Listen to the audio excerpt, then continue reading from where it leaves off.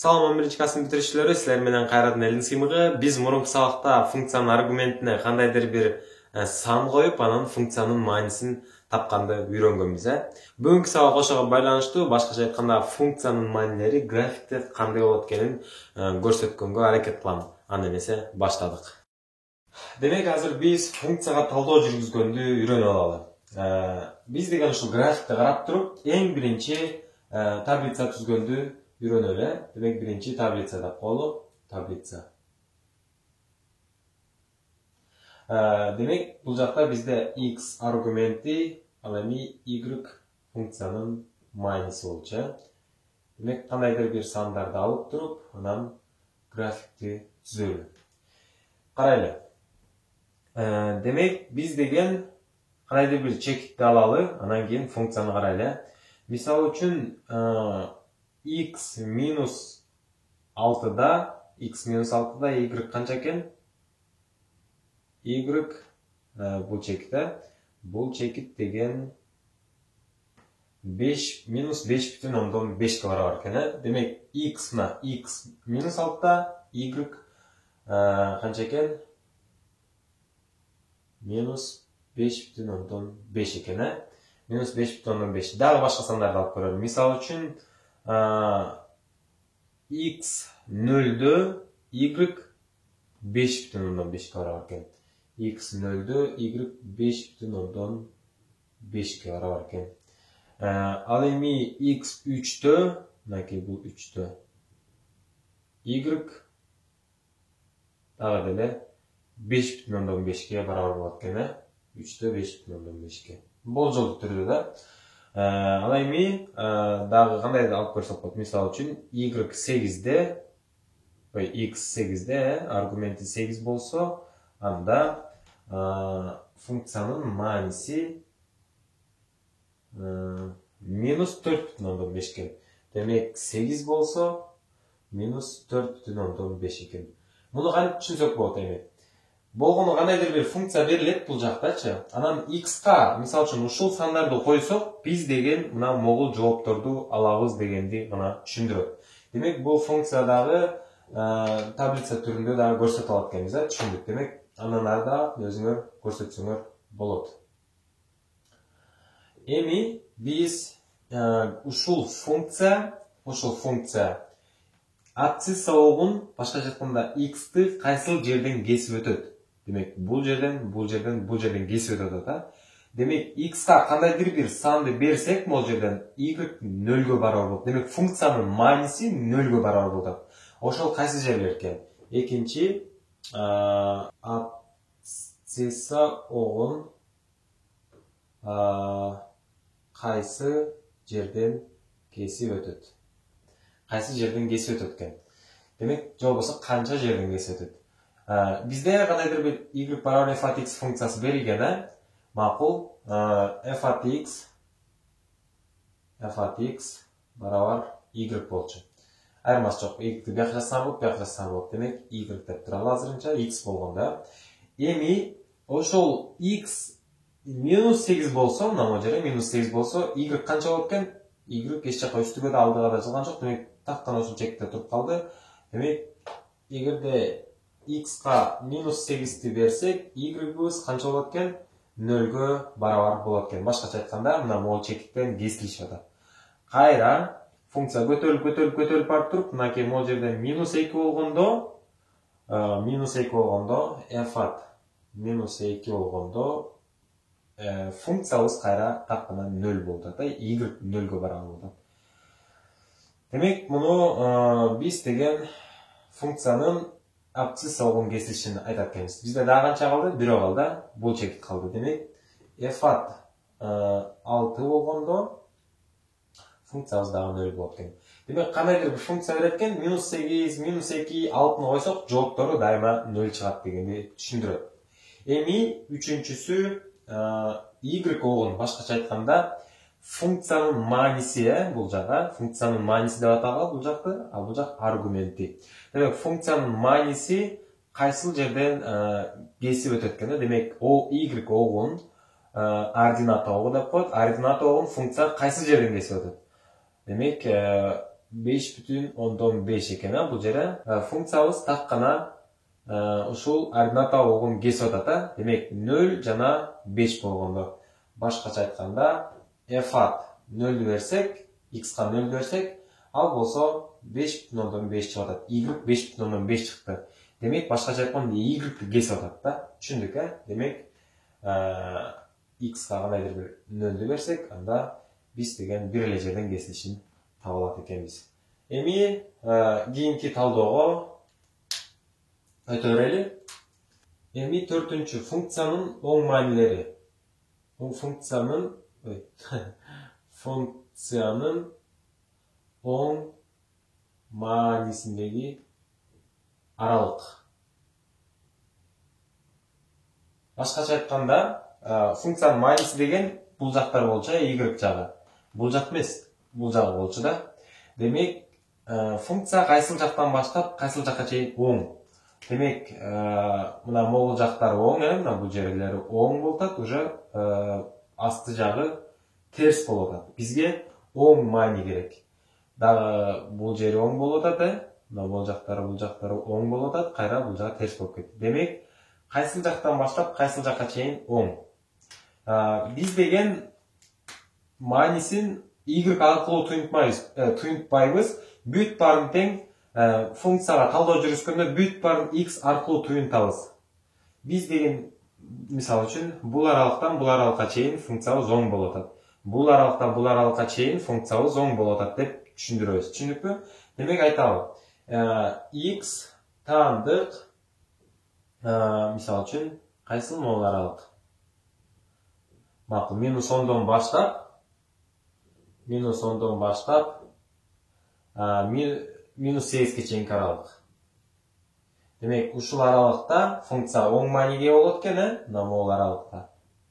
Функциябыз оң болду. Макул, бул аралыктарды албайбыз, x-ка ушул сандарды берсек терс болуп кетет. Мааниси терс чыгат, мына терс сандар чыгат да.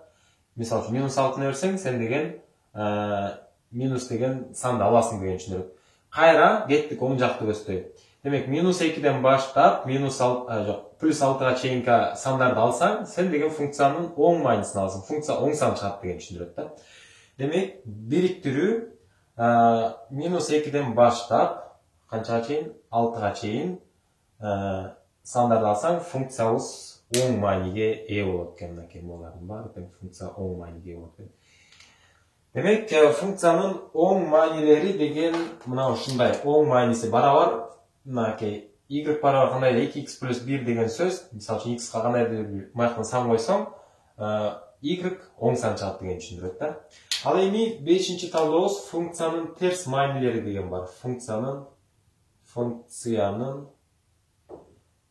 терс маанилери.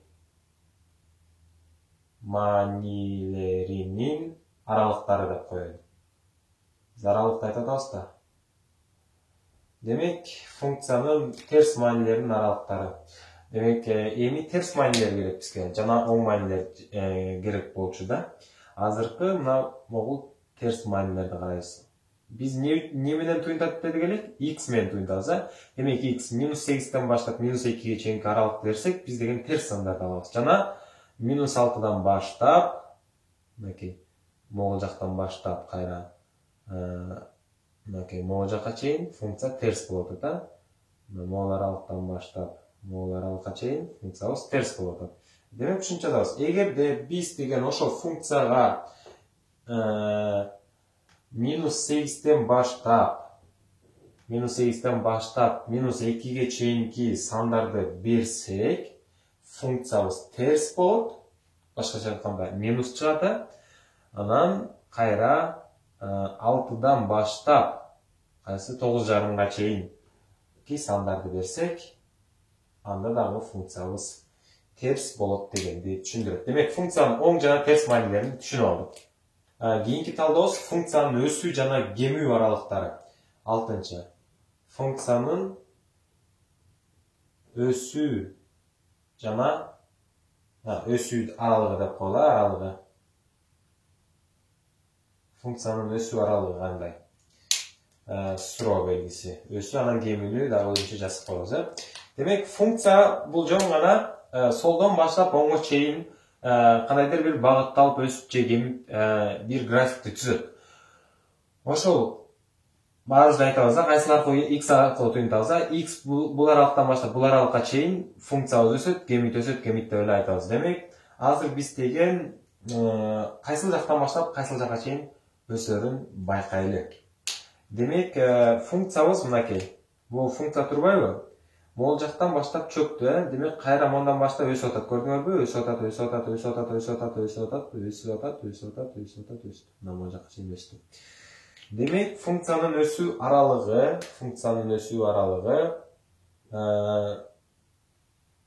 -5тен баштап, мынакей могул жактан баштадык да. -5,5 экен.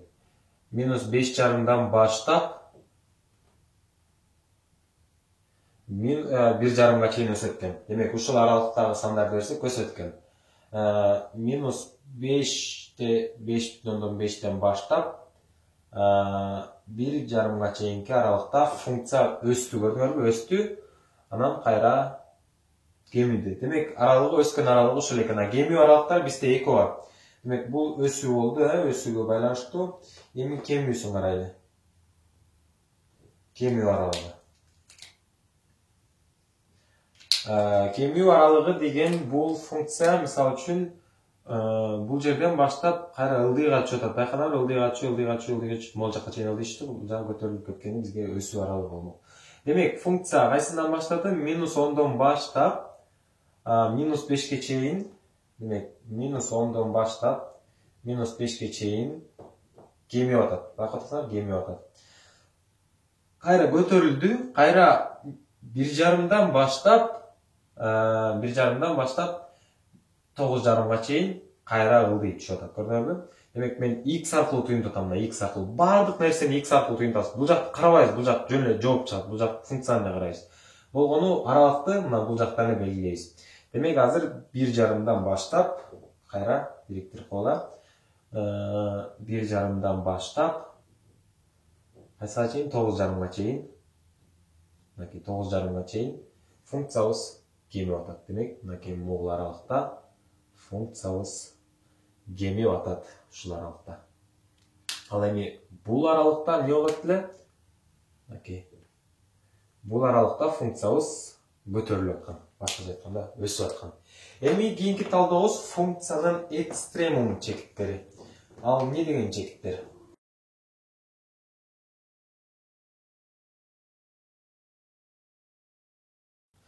Функциянын экстремум чекиттери деген экиге бөлүнөт. Функциянын максимуму жана функциянын минимуму деген. Булар кайсылар? Мисалы үчүн карасак, бул жакта бир дөң пайда болду да, могу жерденчи. Демек, муну биз деген функциянын максимуму деп атайбыз. Ал эми мындай башка жагын карасак, бул жакта бир кандайдыр бир чуңкур пайда болуп атат да. Демек, бул функциянын минимуму деп аталат. Мисалы үчүн, кандайдыр бир функция берилсин бул жаккачы. Бизде деген бул жакта бир минимум, бир максимум болуп калбайбы? Бирок бир функцияда аябай көп максимум, аябай көп минимум болот. Мисалы үчүн, бул жерде бир минимум, 2 минимум болуп атат. Демек, 1, 2, 3 максимум. Түшүндүк, кыскасы, өйдө тоонун бийик жери бул максимум, демек функциянын максимуму деп аталат. Ал эми төмөн чуңкур жери минимуму деп аталат. Функциянын минимуму деп аталат. Демек, булардын баары тең, бул чекиттердин баары тең, бул кандайдыр бир чекит, ушул чекиттин баары тең функциянын экстремумдары деп аталат. Демек, функциянын экстремумдары кайсы чекит экен? Демек, эң бир эле чекит болот, мисалы үчүн могу чекитти алалы. -5,5. X минимум, X'га эң майнусы кичинекей болгон жер бул -5,5 дейт. -5,5 экен. Ал эми максимуму могу чекитте, бул кайсы чекит экен? 1,5 экен. X максимум чекити бул 1,5 экен. Демек, биз деген функциябызга 1,5 деген санды койсок, майнусы эң бийик жерге жетет экен. Бирок андан бийик дагы бул жерде жер бар экен. Макул эми.